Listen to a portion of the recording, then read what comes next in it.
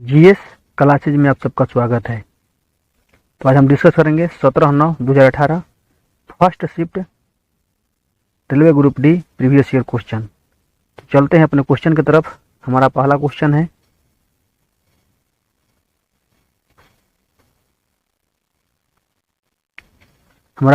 ये रहा।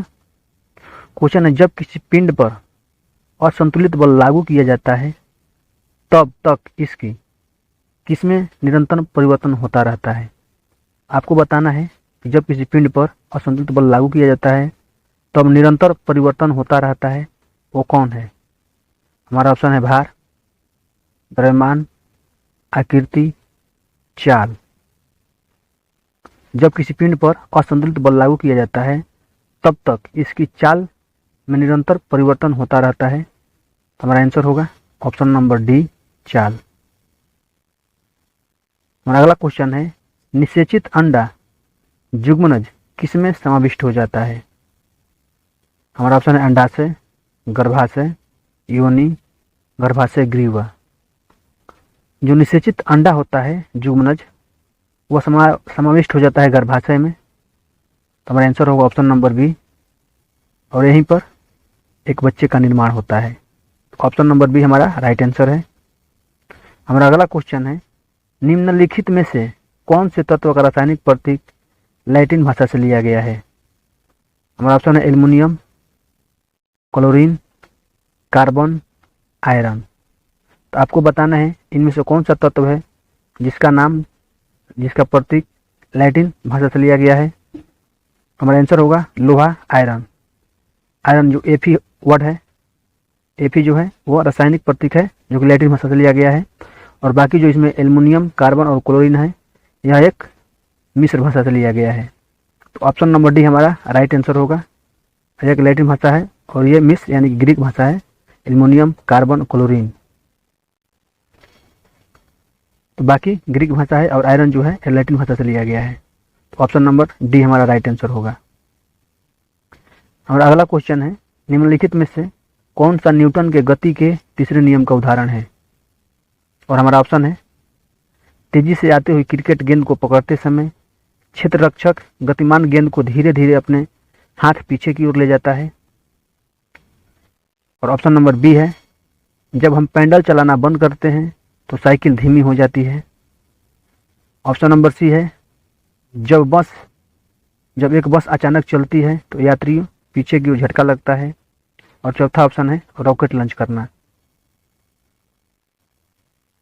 आपको बताना है इनमें से न्यूटन का तीसरा नियम किस पे लागू होता है।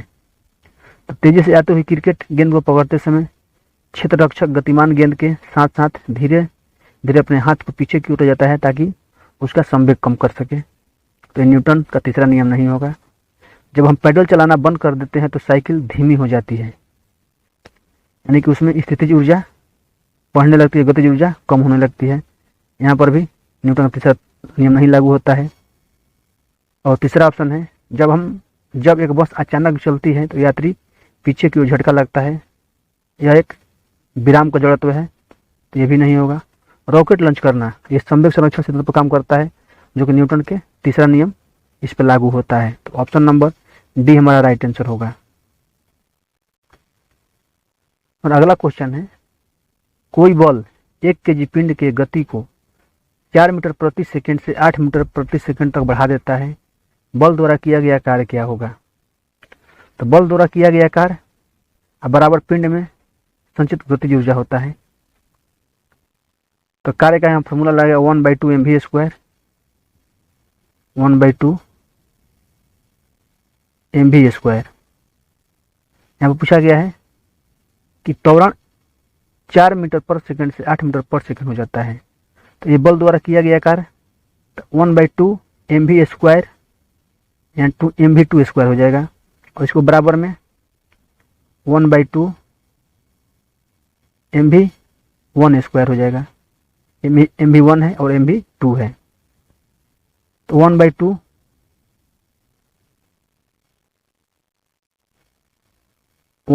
m कॉमन निकल जाएगा, और हमारा v2 का मान दिया हुआ है 8 का स्क्वायर, माइनस v1 का मान दिया हुआ है 4, 4 स्क्वायर।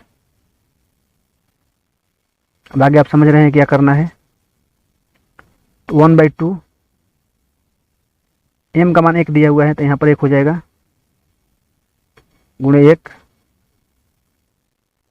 यहाँ पर 8 का स्क्वायर करेंगे तो 64 हो जाएगा, और 4 का स्क्वायर करेंगे तो 16 हो जाएगा। और 1/2 में 1 से गुणा करेंगे तो 1/2 ही होगा।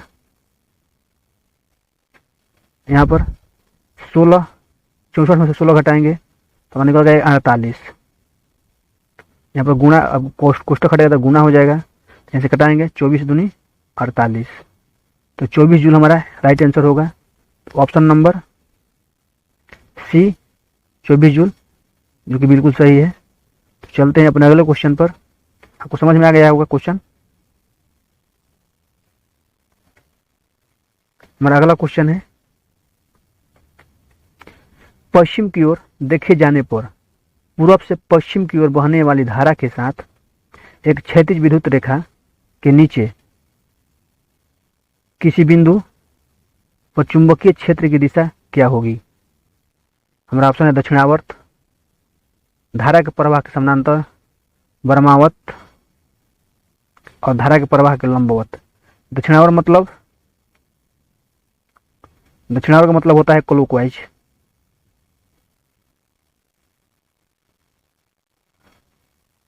और वामावर्त का होता है एंटी क्लॉकवाइज। एंटी क्लॉकवाइज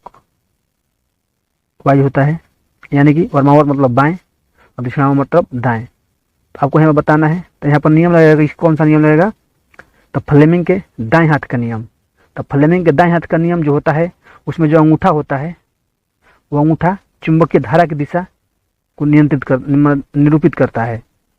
तो मान लीजिए जब अंगूठा है तो चुंबकीय धारा की दिशा को मतलब कि वो नियमित करता है। तो हमारा आंसर हो जाएगा, जो अंगूठा होता है वो बायां तरफ होता है, यानी कि वामावर्त होता है। यहाँ पर मैं आपको अपना हाथ नहीं दिखा सकता, आप खुद ही अपना हाथ निकालिए दायां हाथ और उसको चुंबकीय क्षेत्र बनाइए, तो उसमें पता चलेगा जो अंगूठा है वो बाएं तरफ इशारा कर रहा है, तो चुंबकीय क्षेत्र है। तो चुंबकीय क्षेत्र हमारा ऑप्शन नंबर सी हो जाएगा, वामावर्त। किसी वस्तु पर कार्य करने वाले गुरुत्व बल को किस रूप में जाना जाता है। हमारा ऑप्शन है द्रव्यमान, त्वरण, आवेग, भार। तो किसी वस्तु पर कार्य करने वाले गुरुत्व बल को भार के रूप में जाना जाता है। तो ऑप्शन नंबर डी हमारा इस क्वेश्चन का राइट आंसर होगा। हमारा अगला क्वेश्चन है, जब कोई वस्तु वृत्तीय पथ पर गति करती है तो घूर्णन करती हुई वस्तु पर केंद्र की ओर लगने वाला बल क्या कहलाएगा। जैसे मान लीजिए मौत का कुआं, उस पर एक खिलाड़ी रहता है और बाइक को उस दीवार पर घुमाता है मौत के कुआं में, तो वह केंद्र की ओर बल लगाता है, तो उसमें कौन सा बल होगा, अभिकेंद्रीय बल। तो ऑप्शन नंबर सी हमारा राइट आंसर होगा। हमारा अगला क्वेश्चन है, निम्नलिखित में से कौन सा विकल्प उस लवण का उदाहरण है जिसका जलीय विलयन का पीएच मान 7 से कम होता है। ऑप्शन है sodium carbonate, sodium bicarbonate, sodium chloride, ammonium chloride. तो आपको बताना है जिसका पीएच मान 7 से कम हो। 7 से कम जो सोडियम कार्बोनेट है, सोडियम बाइकार्बोनेट है और सोडियम क्लोराइड, ये तीनों जो है ये क्षारीय है। हमारा 7 से कम तो अम्लीय होगा, तो अमोनिया क्लोराइड हो जाएगा। तो ऑप्शन नंबर डी हमारा राइट आंसर होगा, अमोनिया क्लोराइड, क्योंकि सोडियम जो होता है वो क्षार होता है। सोडियम तीनों में लगा हुआ है, अमोनिया जो होता है अम्ल होता है। धातु ऑक्साइड और हाइड्रोजन का निर्माण करने के लिए निम्नलिखित में से कौन सी धातु वाष्प के साथ अभिक्रिया करती है। हमारा ऑप्शन है एल्युमिनियम, कॉपर, लेड, सिल्वर। तो धातु ऑक्साइड और हाइड्रोजन के निर्माण करने के लिए जो तत्व है धातु वाष्प में अभिक्रिया करती है वो तत्व एल्युमिनियम है। तो ऑप्शन नंबर हमारा ए राइट आंसर होगा। एल्युमिनियम जो धातु है वो धातु ऑक्साइड और हाइड्रोजन का निर्माण करने के लिए वो धातु वाष्प के साथ अभिक्रिया करती है, तो धातु होगी एल्युमिनियम। हमारा अगला क्वेश्चन है, भारतीय संसद का उच्च सदन किसे कहा जाता है? हमारा ऑप्शन है प्रधानमंत्री कार्यालय, लोकसभा, राज्यसभा, उच्चतम न्यायालय। अब सबको पता है कि राज्यसभा कभी भंग नहीं हो सकती, इसलिए इसे उच्च सदन कहा जाता है। ऑप्शन नंबर सी हमारा राइट आंसर होगा, राज्यसभा। लोकसभा भंग हो जाता है, इसीलिए इसे निम्न सदन कहा जाता है। और इसमें ताकतवर पूछ लिया जाए सबसे शक्तिशाली सभा कौन सी है, मतलब संसद कौन सा है, तो होगा लोकसभा। जो लोकसभा है यह ताकतवर है और ये जो है उच्च सदन है।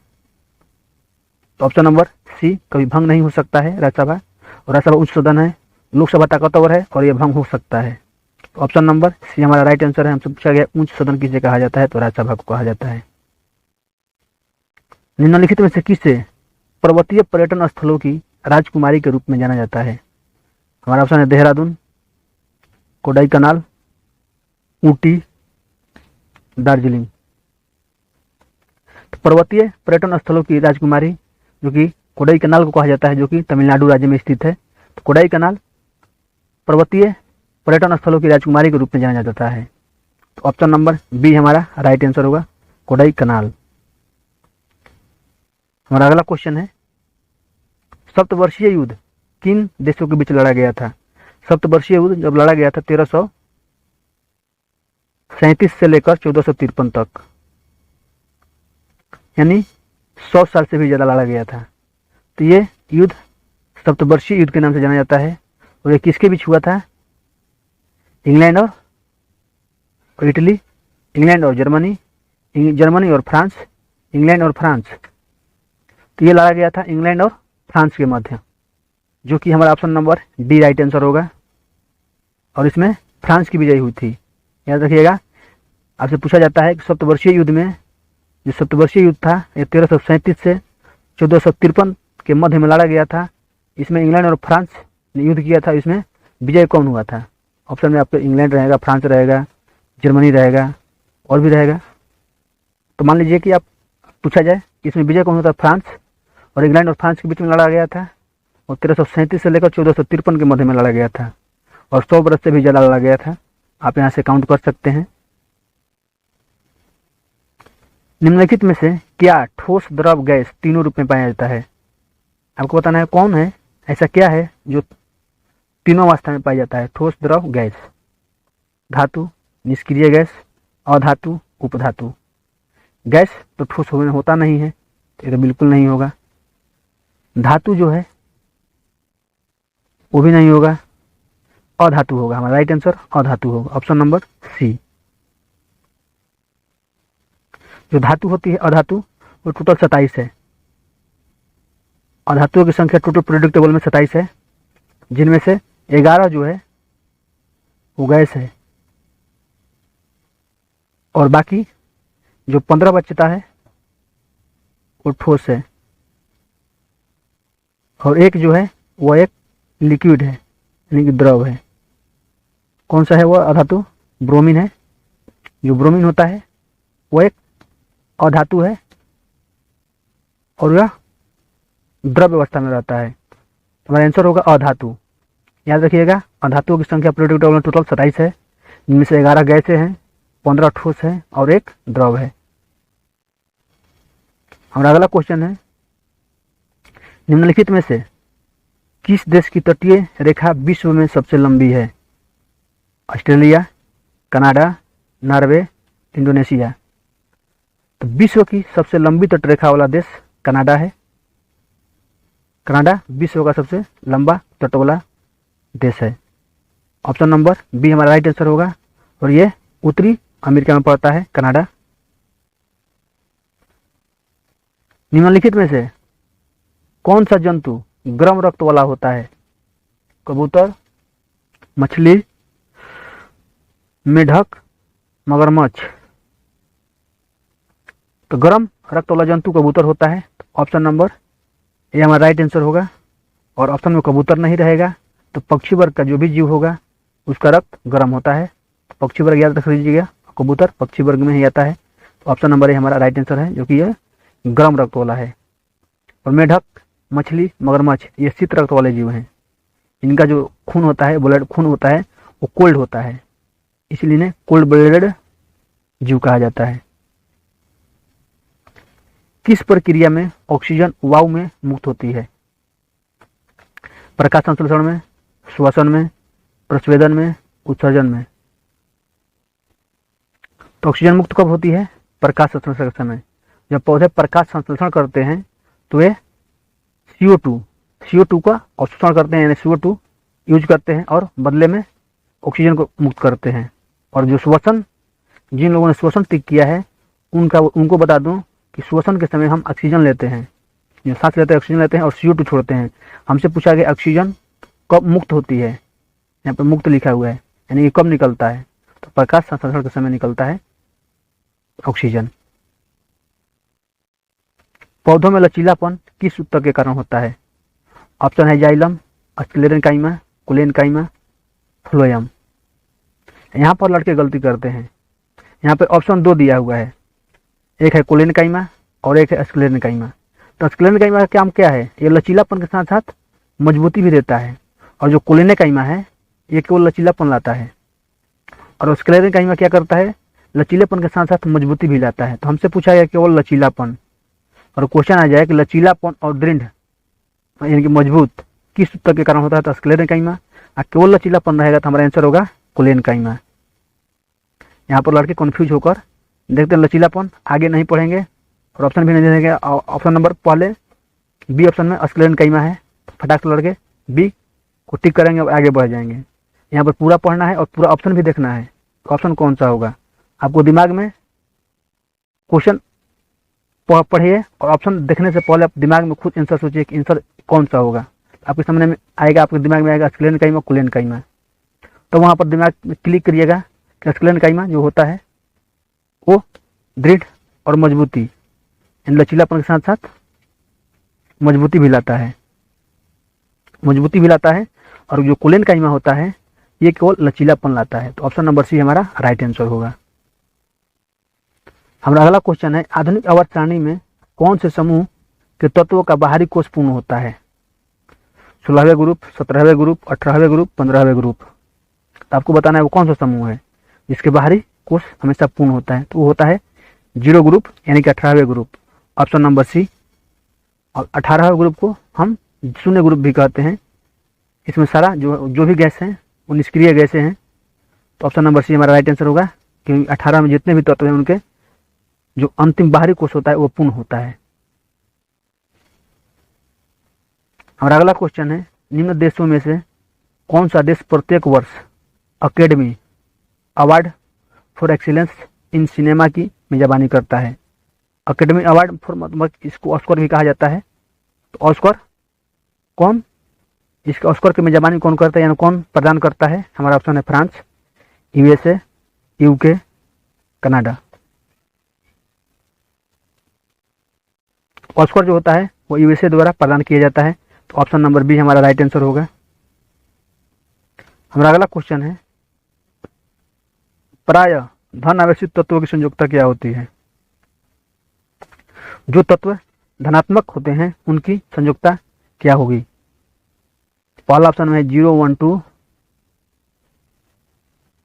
ऑप्शन बी है 4, 3, 2, ऑप्शन सी है 2, 1, 0, ऑप्शन डी है 1, 2, 3। तो प्रायः धन आवेशित तत्वों की संयोजकता 1, 2, 3 होता है। तो ऑप्शन नंबर डी हमारा राइट आंसर होगा। दो बिंदुओं के बीच 4 कूलम का आवेश ले जाने में किया गया कार्य क्या होगा? उनके बीच का विभवांतर 18 वोल्ट है।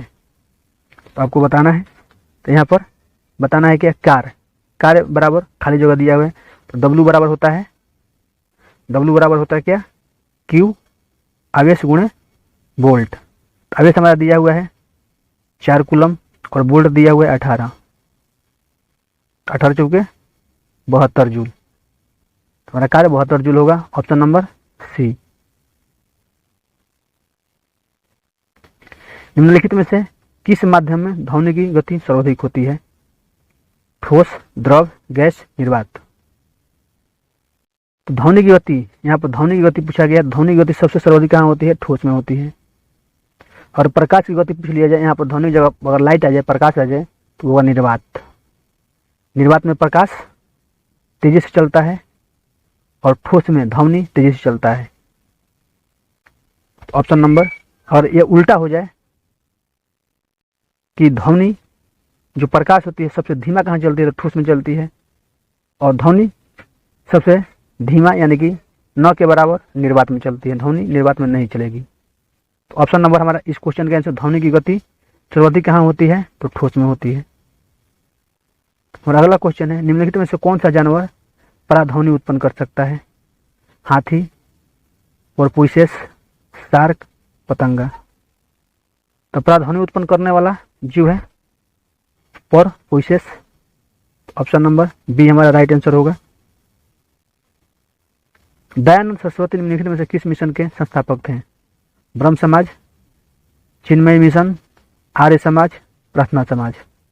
तो दयानंद सरस्वती आर्य समाज की स्थापना किए थे। कब? 1875 में। 1875 मुंबई में, याद रखिएगा, मुंबई में आर्य समाज की स्थापना 1875 में दयानंद सरस्वती जी ने किया था। तो ऑप्शन नंबर सी हमारा राइट आंसर होगा, आर्य समाज। हमारा अगला क्वेश्चन है, एक सुचालक का प्रतिरोध निम्नलिखित में से किस कारण पर निर्भर नहीं करता है? एक सुचालक का प्रतिरोध किस पर निर्भर नहीं करता है? आपको बताना है लंबाई पर, पदार्थ पर, दाब पर, अनुप्रस्थ भाग के क्षेत्रफल पर। तो लंबाई पर प्रतिरोध प्रभाव डालता है, पदार्थ पर भी डालता है कि पदार्थ क्या है, तांबा है या चांदी है या एल्युमिनियम है या लोहा है, उसके हिसाब से ही करंट चलता है। चांदी में सबसे तेज, क्योंकि वहाँ पर प्रतिरोध बहुत ही कम है, और लोहा में प्रतिरोध ज़्यादा है, इसमें करंट धीरे धीरे जाएगा। चांदी में उससे थोड़ा प्रतिरोध कम है तो उसमें थोड़ा तेज जाएगा। और मान लीजिए तांबा है, तांबा में एल्युमिनियम की अपेक्षा उसमें प्रतिरोध कम है तो उसमें थोड़ा तेज जाएगा। और चांदी में सबसे तेज चलता है क्योंकि उसमें प्रतिरोध 0 होता है। अनुप्रस्थ भाग के क्षेत्रफल पर यह भी कि तार की कितना मोटाई है और कितनी लंबाई है, इस पर भी निर्भर करता है, लेकिन दाब पर निर्भर नहीं करता है। मान लीजिए किसी वायर में हम करंट दे रहे हैं, उस पर हम कितना भी प्रेशर दें उस पर कोई प्रभाव नहीं पड़ेगा, वो करंट जाता ही रहेगा। तो किस पर निर्भर नहीं करता है? Option number C. यहाँ पर नहीं देखना है, नहीं तो क्या कितना बार करते हैं क्या, एक सुचालक का प्रतिरोध किस पर निर्भर करता है पढ़ लेंगे, नहीं छोड़ देंगे। तो कोई भी, ये पहला ऑप्शन लगेगा लंबाई, फटाक से मारेंगे। किसी को लगेगा पदार्थ दिखाई देगा, वो पदार्थ पे मारेंगे। किसी को अनुप्रस्थ भाग का क्षेत्रफल मारेगा, लेकिन दाब कोई नहीं मारेगा। और यहाँ पर नहीं पढ़ेगा कोई, तो वो इन तीनों में से कोई ऑप्शन टिक करेगा, और जो नहीं पढ़ेगा वो तीनों को छोड़कर इस पर क्लिक करेगा। तो ऑप्शन नंबर सी हमारा राइट आंसर है। हाइड्रोजन का द्रव्यमान और ऑक्सीजन का द्रव्यमान के अनुसार सदैव क्या होता है? तो हाइड्रोजन 1 होता है, हाइड्रोजन का परमाणु क्रमांक 1 होता है, और ऑक्सीजन का 8 होता है परमाणु क्रमांक, 1:8। Option number 1:8, option number A हमारा राइट आंसर है। एक ऐसा प्रजनन जिसमें पौधे की एक शाखा अलग से विकसित होने लगे उसे क्या कहते हैं? वनस्पति प्रजनन, विखंडन, लैंगिक प्रजनन, पुनरुत्पादन। पौधे की एक शाखा अलग से विकसित होने लगती है तो उसे क्या कहते हैं? वनस्पति प्रजनन। ऑप्शन नंबर ए हमारा राइट आंसर होगा। चलते हैं अपने आज के अंतिम क्वेश्चन पर। हमारा अंतिम क्वेश्चन है, धुआं सोडा के एक अणु में पानी के कितने अणु उपस्थित होते हैं? इस क्वेश्चन का आंसर बताने से पहले आपसे एक निवेदन है कि आप हमारे चैनल को सब्सक्राइब करें, शेयर करें, लाइक करें और कमेंट में अपना स्कोर जरूर बताएं। तो आपको बताना है कि धुआं सोडा के एक अणु में पानी के कितने अणु होते हैं। तो धुआं सोडा का फॉर्मूला पता होना चाहिए, NaCO3 10H2O। यही क्या है? H2O पानी है, तो हमसे पूछा गया है पानी, तो पानी कितना है? 10। हमारा आंसर हो जाएगा ऑप्शन नंबर बी, 10।